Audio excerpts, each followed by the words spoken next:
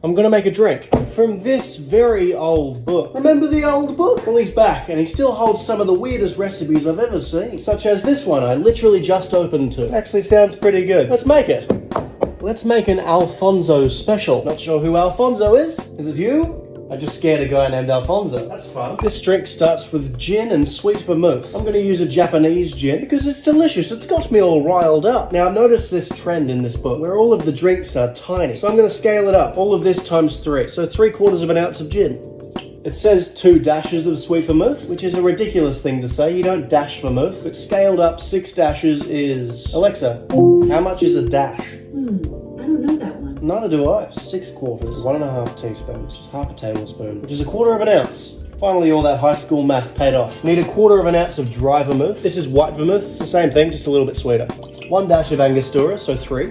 And finished off with some Grand Marnier. Grand Marnier is an orange liqueur that's made with cognac. I love this stuff.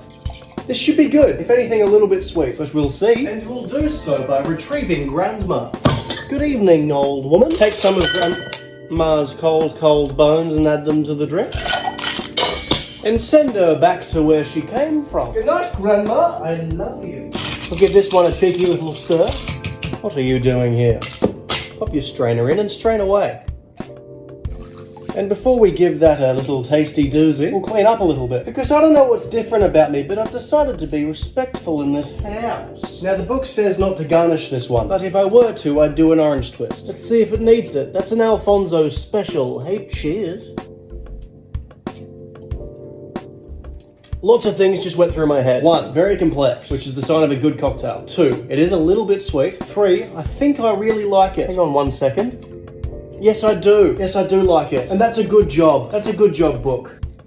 I'm not sure what made Alfonso so special, but the Alfonso Special is a little bit special. Yum, yum. Oh. Good evening. Here I go over here now, walking, dancing. And now I'm back, saying that I've got glasses on. I'm gonna make a drink. Philip is in the festive spirit. Let's join him by making some boozy hot chocolate. Got some proper dark chocolate. This recipe is based off of Sad Puppy's one, but I'm the one who made it boozy, and that deserves some credit. To the dark chocolate, we'll add some milk. This is real full cream milk, but if your stomach hates you, use oat milk. I'm not gonna yell at you, but if you'd like me to, I might. I'm pretty easy. Let's bring this up a notch. Some condensed milk.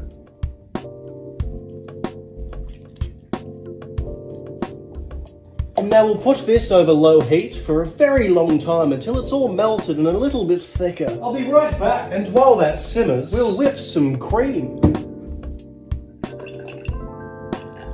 We'll screw this top on, grab a gas canister, screw it in till you hear a hiss.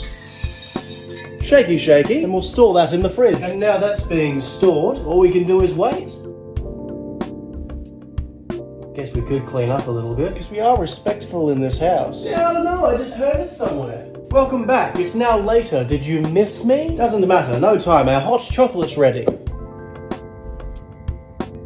And now we can make it boozy. Excuse me. Sorry for touching you. Now you can use whatever you'd like. I've found that a little bit of coffee liqueur, a funky rum, and some delicious cognac are perfect. Make sure you spill it everywhere. And as long as your choice of liquid is about 2 ounces and balanced, you should be good. And we'll top it with our whipped cream.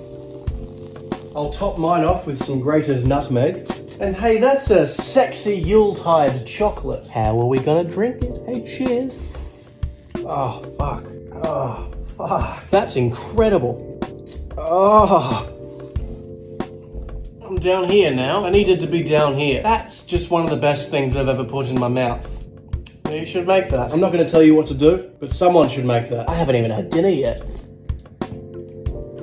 I'm going to go drink that whole pot. Good evening. Merry Christmas, Merry Christmas. Make the Yuletide gay. Good evening. I've got glasses on. I'm gonna make a drink. I recently received this comment asking me to show off my boyfriend's favorite drink. So let's do that. Let's make a pineapple jalapeno mezcalita. Does sound complicated, but he's a gay. What else do you expect? This one starts with some pineapple juice, some roasted jalapeno syrup. This stuff has so much character, it's insane. And some freshly squeezed lime juice. Now on to the liquor. Excuse me. Sorry for touching you. That stays between you and me, don't tell him. Some orange liqueur, some tequila, quite obviously, and finish it off with a little dose of mezcal. One must be so careful. One must be so careful when using mezcal. So smoky it can overpower everything. Add ice to your shaker, as always. 1 scoop of regular ice, 1 big boy. Liquid into ice, bit of a slam. Start slow, build that pressure, suctions itself together. And then we really just go for it. Break that seal. Pop your strainer on and double strain. And before we garnish that puppy, we'll clean up a little bit. Because I know it, you know it, we're respectful in this house. If you don't know it by now, open your fucking ears. Grab yourself a lime from the sky, cut yourself a cheeky little wheel, pop it right there on the side. Hey, that's a pineapple jalapeno mezcalita. Hey, cheers. Hey, cheers to you, Jackson. He's not dead, he just lives north of me. There's a reason why that's his favourite. That's one of the better things I've ever put in my entire mouth. It's so refreshing. If you happen to live somewhere where it's very hot right now instead of very cold, why don't you give this a go? I promise you'll be refreshed. I'm gonna go over here, walk out the front door, go to my boyfriend's house, give this to him, and say, here you go, you sexy animal. Good evening. Oh, Jackson! Just kidding, I've got glasses on. I'm gonna make a drink. I'm sorry, I went away for a long time. I was busy getting railed from behind by the US government for a month. But now I'm back in my American apartment, and even after all that, I still want an American cocktail. So here I go making it for your eyes and my mouth. Let's go! Let's make a Manhattan. Look, if we're gonna make a Manhattan, we'll use American whiskey. Just a cheeky little bourbon. Some of one's favourite sweet vermouth. Vermouth is basically fermented wine, so it's nice and sweet and a little funky. Oops, spilling. 2 dashes of Angostura bitters, and just 1 dash of orange bitters. And that's it. We need to add ice to that, so we'll grab our grandma. Wake up, old woman. Grandma doesn't like it when I go away. Because you have no friends, do you, old woman? A sad life. Death, I suppose. Now she goes back to sleep. Good night, Grandma. Chuck our spoon in, and give it an American stir. Fucking yeehaw. Gather a fancy little Nick and Nora glass, pop your strainer in, and strain away.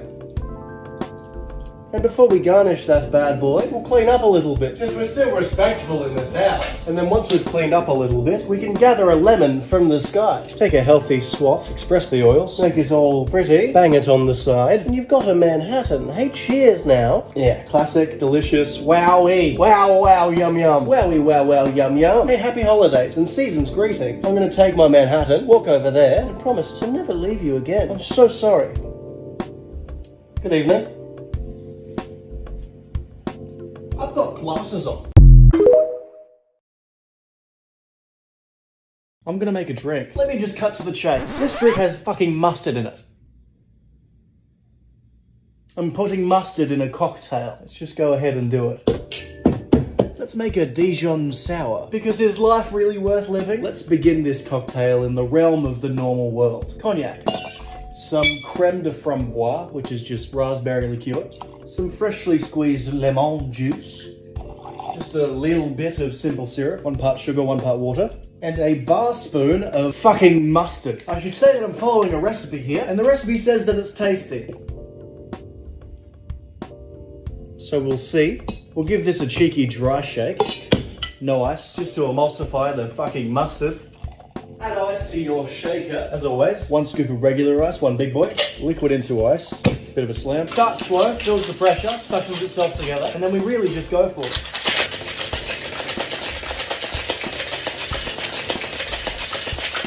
Break that seal.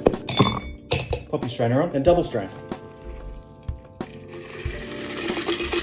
We'll top that off with some white wine. This is a Sauvignon Blanc for anyone who cares. And before we put that in our mouths, we'll clean up a little bit. Because even at our rock bottom, we're still respectful in this house. Give it a cheeky little stir. And that's a Dijon Sour. Hey, cheers. Woo! Woo! Stop it. It's not great. It's not a perfect drink, but it has mustard in it, and it's very drinkable. I don't know what to make of that. It's very white wine heavy. I could have dialed that back a bit, but the mustard's there. And I guess I didn't realize how acidic mustard is. It just tastes like a nice sour that's been topped up with white wine. I'm speechless. I'm gonna go over there and drink this. Good job, I guess. Good evening. Oh, God. I've got